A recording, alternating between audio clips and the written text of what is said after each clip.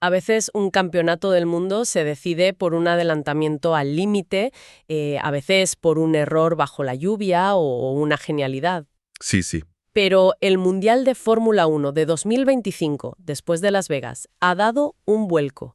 Pero un vuelco dramático, no por un choque, sino por un detalle técnico. Un detalle más delgado que una hoja de papel. Es increíble. Hoy vamos a desglosar exactamente cómo una decisión de milímetros ha puesto el campeonato al rojo vivo. Es que es un giro de guión fascinante, ¿eh? Teníamos a un Lando Norris que parecía, que iba a gestionar su ventaja con calma. Parecía que lo tenía controlado. Y de repente todo se ha puesto patas arriba por la descalificación de los dos McLaren. Y esto no solo cambia los puntos, cambia la psicología de todo el campeonato. Sobre todo para Norris y para Max Verstappen. Totalmente.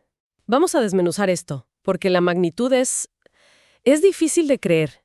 Para que nos hagamos una idea, una hoja de papel, de las buenas, tiene un grosor de unos 0.11 milímetros. Ajá. Pues el campeonato cambió por una infracción en el coche de Norris de 0.12 milímetros. Es una cifra minúscula. Pero aquí nos topamos con una de las reglas más inflexibles del reglamento. La más estricta, quizá. Puede ser. La normativa técnica es clarísima. La plancha de madera que va bajo el coche, el famoso tablón, debe tener un grosor mínimo de 9 milímetros al terminar la carrera. Siempre. Siempre. Y cuando midieron el coche de Norris, dio 8.88 milímetros. Uf. Y en el de su compañero, Oscar Piastri, el desfase fue todavía mayor, de 0.26 milímetros. Entiendo. Y claro, McLaren intentó defenderse, ¿no? Argumentaron que hubo muy poco tiempo de entrenamiento por banderas rojas, la lluvia, que no pudieron ajustar la altura del coche con la precisión necesaria. También hablaron del rebote, del porpoising. Exacto, que apareció un rebote inesperado en carrera, ese cabeceo violento que vimos tanto hace unas temporadas. Sí, sí. Y que eso, según ellos, gastó la plancha más de lo normal. Lo intentaron todo. Pero aquí es donde la FIA no deja margen. Cero.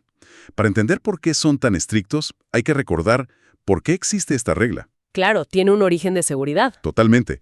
El tablón se introdujo como una medida de seguridad, en parte tras la muerte de Senna, para controlar la altura de los coches y limitar el efecto suelo. O sea, para que las velocidades en curva no fueran tan peligrosas. Por eso, la norma es absoluta. Es absoluta. No importa si la infracción es de 0.1 o de 2 milímetros. Si estás por debajo del mínimo, es descalificación. No hay atenuantes. Y así fue. Decisión firme. Y Norris y Piastri se quedaron sin puntos en Las Vegas. Todos. Y es esa decisión la que provoca un terremoto en el campeonato. Max Verstappen necesitaba, casi un milagro para reengancharse. Necesitaba literalmente un doble cero de McLaren. ¿Y se lo encontró? Y lo consiguió de la forma más improbable que te puedas imaginar. El panorama del Mundial ha cambiado por completo. De repente la diferencia entre Lando Norris, que sigue líder, y Max Verstappen es de solo 24 puntos. Menos de una victoria. Menos de una victoria. Y nos quedan 2 grandes premios y medio, porque Qatar es con formato sprint. La tensión ahora es exponencial.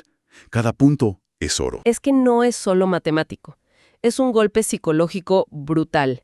Venimos de un gran premio donde Verstappen estuvo incontestable. Dominó de principio a fin. Demostró que aún tenía el coche más rápido. Y ahora de repente le cae este regalo del cielo. La frase que se oye en el paddock es clara, ¿no? Sí, el depredador vuelve a oler sangre. Exactamente. Y además, huele sangre y el calendario podría favorecerle.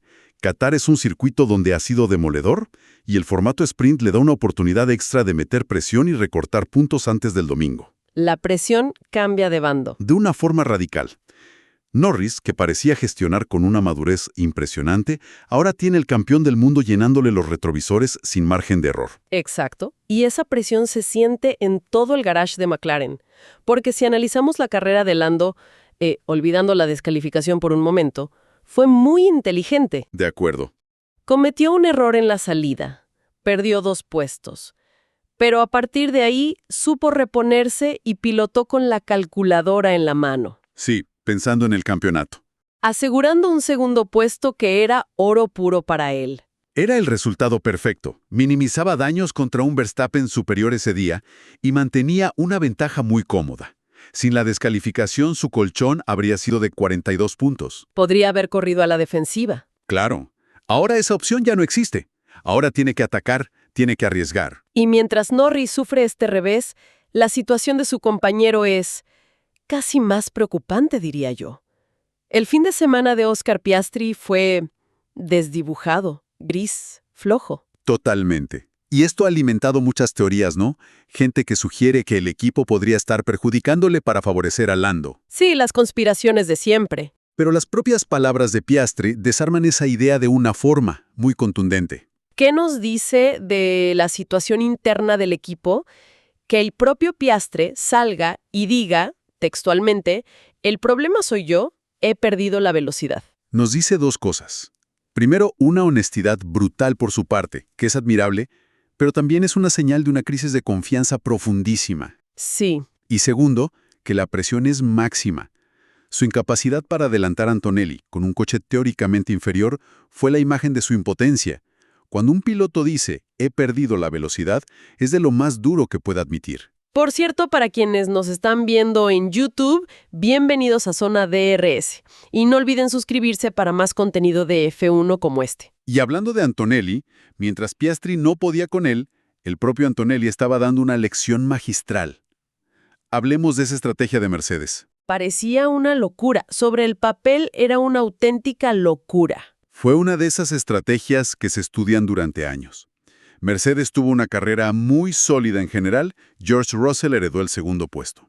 Pero la historia del día fue Kimi Antonelli. En la vuelta 2. Lo llamaron a boxes en la vuelta 2, para montar neumáticos duros.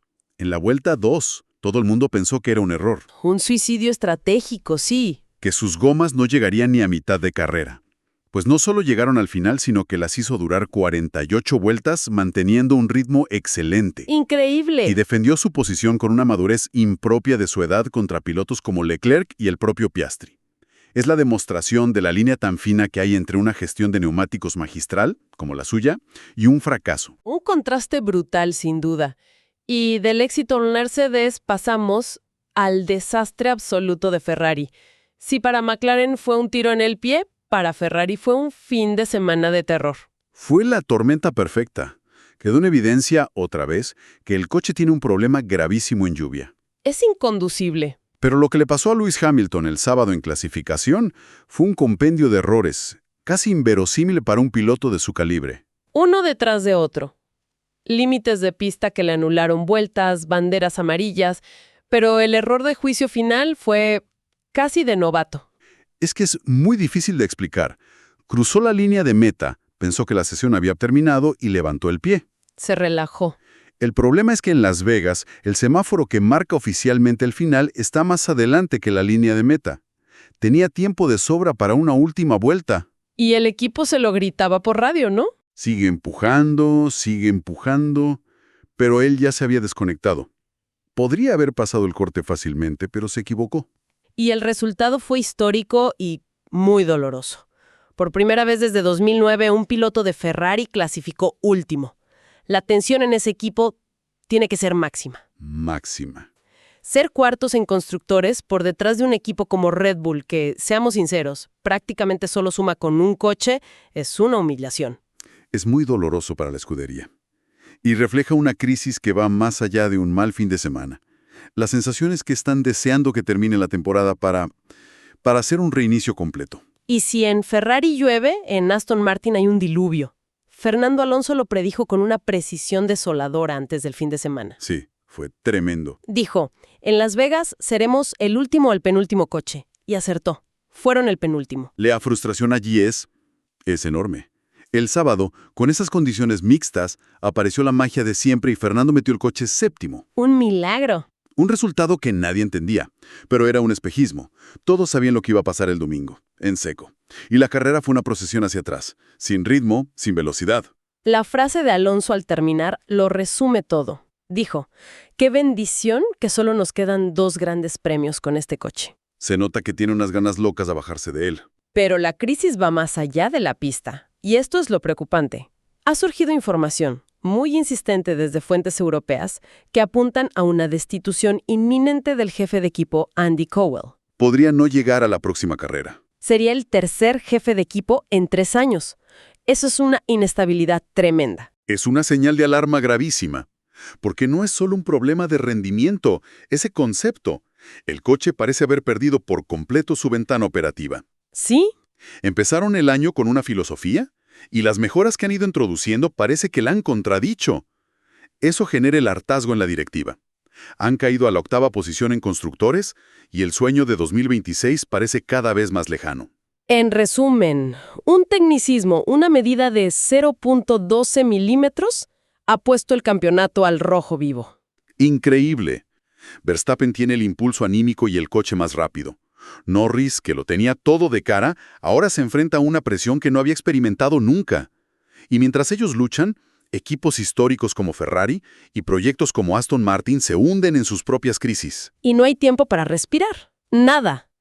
La próxima parada es Qatar, en solo 7 días, con un cambio horario brutal y, lo más importante, con formato sprint. Más oportunidades y más riesgo. Más puntos, más sesiones de riesgo y muchísimos más nervios. La batalla por el título y por el subcampeonato también va a ser total. La temporada nos ha regalado un final de infarto que nadie esperaba. La psicología va a hacerlo todo. Así que, queda una pregunta en el aire. Con la tensión en su punto más alto y el impulso habiendo cambiado de lado, ¿qué pesará más en lo que queda? ¿La precisión técnica milimétrica del coche? ¿O la fortaleza mental de los pilotos para no cometer el siguiente error? Esa es la gran pregunta. Lo veremos muy pronto. No olviden suscribirse y seguirnos para no perderse el desenlace de este campeonato.